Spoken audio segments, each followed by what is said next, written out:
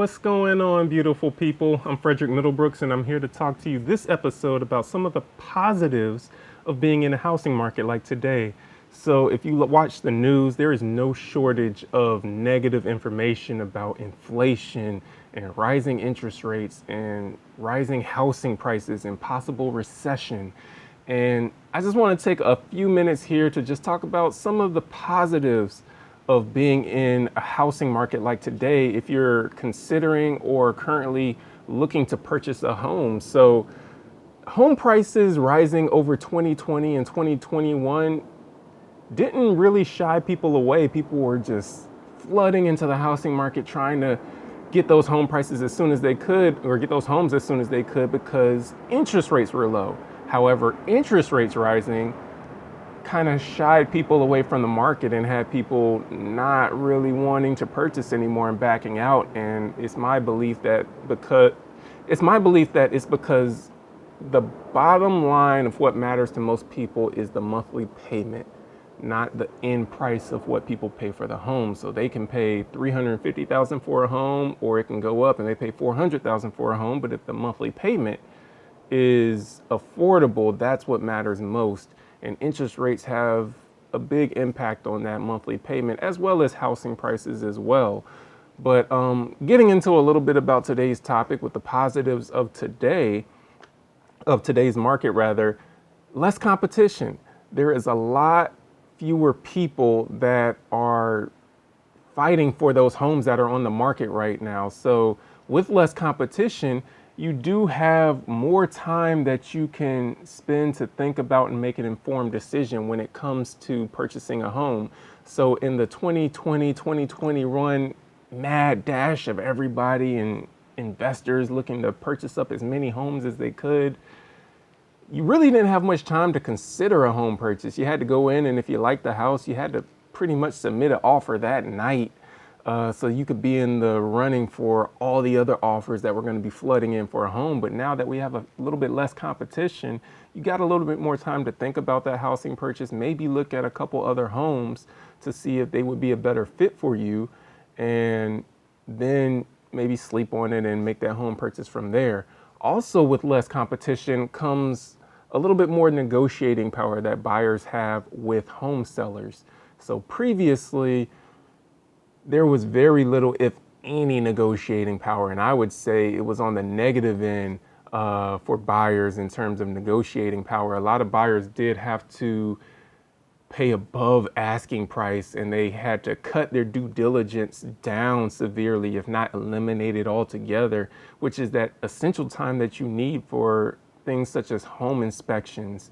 And not only did they have to cut down the due diligence period or eliminate it, as well as paying above asking price for the house, but there was really not a whole lot else that buyers could ask for in terms of like home warranties, which is something that sometimes a lot of buyers want, to just have that 1 year home warranty as a safety net if you want to if you proceed with this home purchase and something goes wrong, having that seller pay for a home warranty to fix, maybe it's the HVAC system or any major appliances that are in the house, depending upon how expansive that home warranty is. But with a little bit more negotiating power that buyers have right now, you can ask for things such as a home warranty. You can ask perhaps for a seller to pay for a 2-1 buy down, which would buy down your interest rate for those first couple years of you having that mortgage. With a 2-1 buy down, that would give you 2 percentage points less than the note rate, or 2 interest points less than the note rate for your first year that you have that mortgage, and then 1 percentage point less from the note rate for that second year you have the mortgage, and then you pay the note rate for the remainder of that time. So that's something that you could possibly negotiate and asking the seller to pay for, in addition to just simply asking for less money for the home. You don't have to pay way above asking price anymore. It's not 2020 or 2021 anymore. You can say, you know what, this home has been sitting on the market for the last 30, 45, 60 days. I'm not wanting to pay the asking price that you're paying. Maybe you knock 10,000 or 15,000 off of that. Whatever, you talk with your real estate agent and look at the market and let them make that professional decision. But you do have some negotiating power there. So again, you've got less competition, more negotiating power, more time to make an informed decision. You're not being rushed like you were being rushed in 2020 and 2021 to buy a home. You can take a little bit more time to make that good decision. And you also don't, as I mentioned earlier, have to waive home inspection. So a home inspection to me is very important to the purchase of your home. For many people, a home purchase is the most expensive purchase they're going to make. You really don't want to rush this decision. You really want to get someone who's been trained in inspecting a home to go in there and look at this home top to bottom. And their whole job is to point out every flaw, everything that's wrong with the home, everything that could pose an issue later.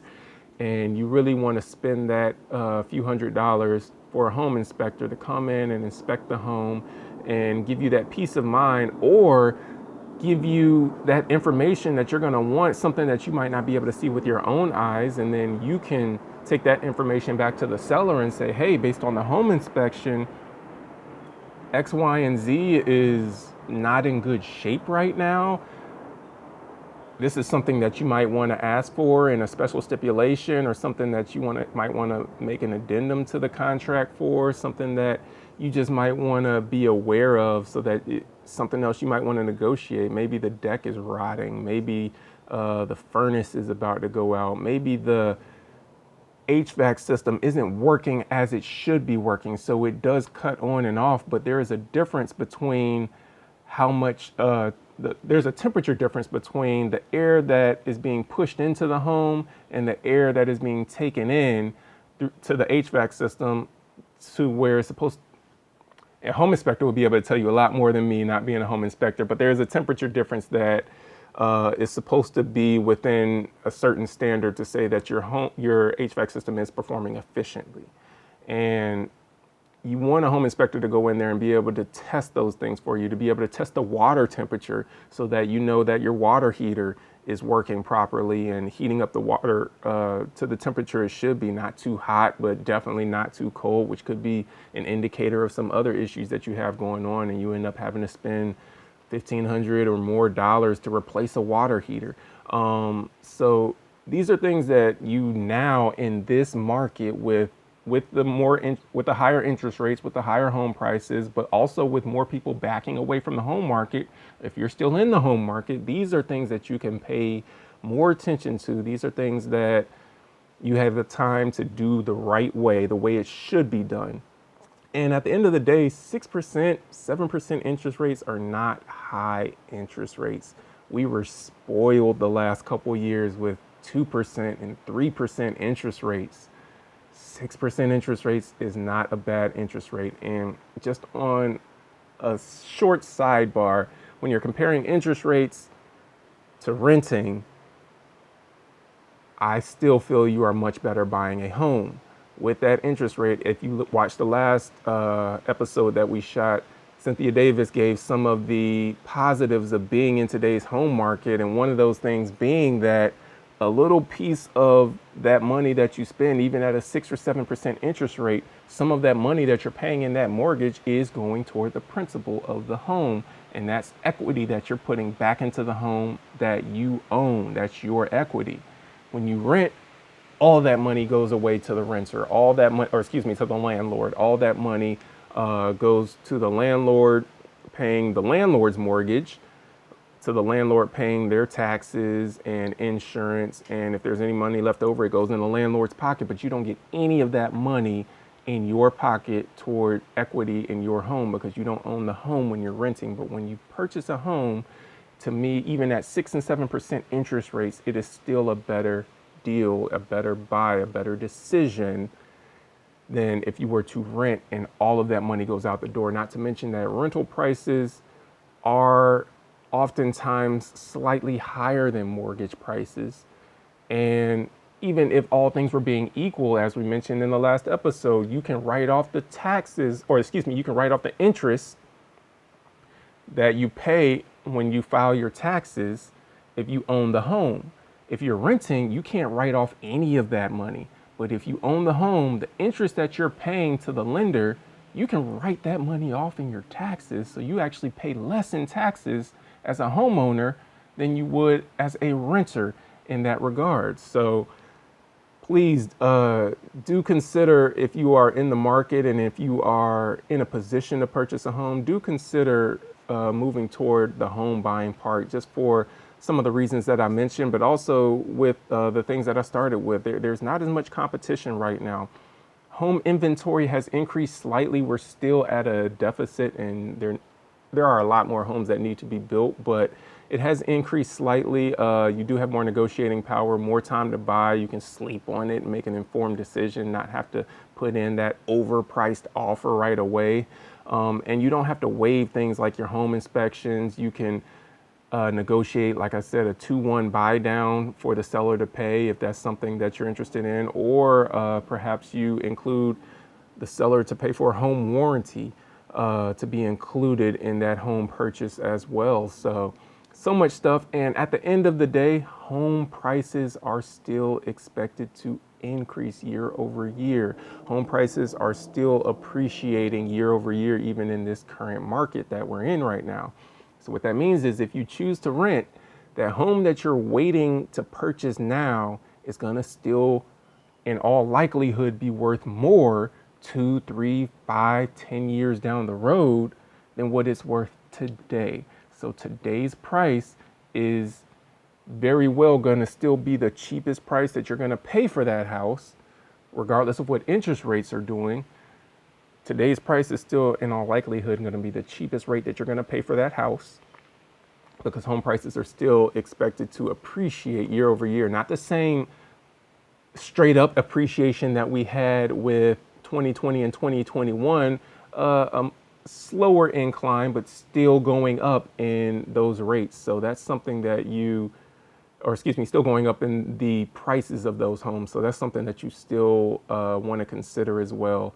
And regardless of what interest rates do, again, you get in at today's rate. If they go up, you're in at today's rate. If they go down, you can refinance at the current rate. So in any case, a little piece of every payment that you make when you're a homeowner goes to equity in your home. You write off the interest in your taxes, and it's just a better deal, in my opinion, than renting. But up to you to, make what decision is best for you and your family. But as for me, I'm still a big proponent, even in today's market, of purchasing a home. There are so many positives to it, and with more people pulling out of the market because of the increase in interest prices, in interest rates and home prices and everything, I think it's still a great time to purchase a home and own a home. And it's such a big, beautiful part of life, is having that home that you can call your own. So that's all that I have for you.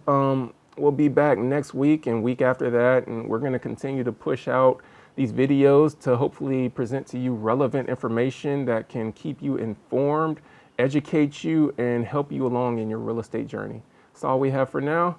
Have a blessed day, and I'll look for you in the next episode.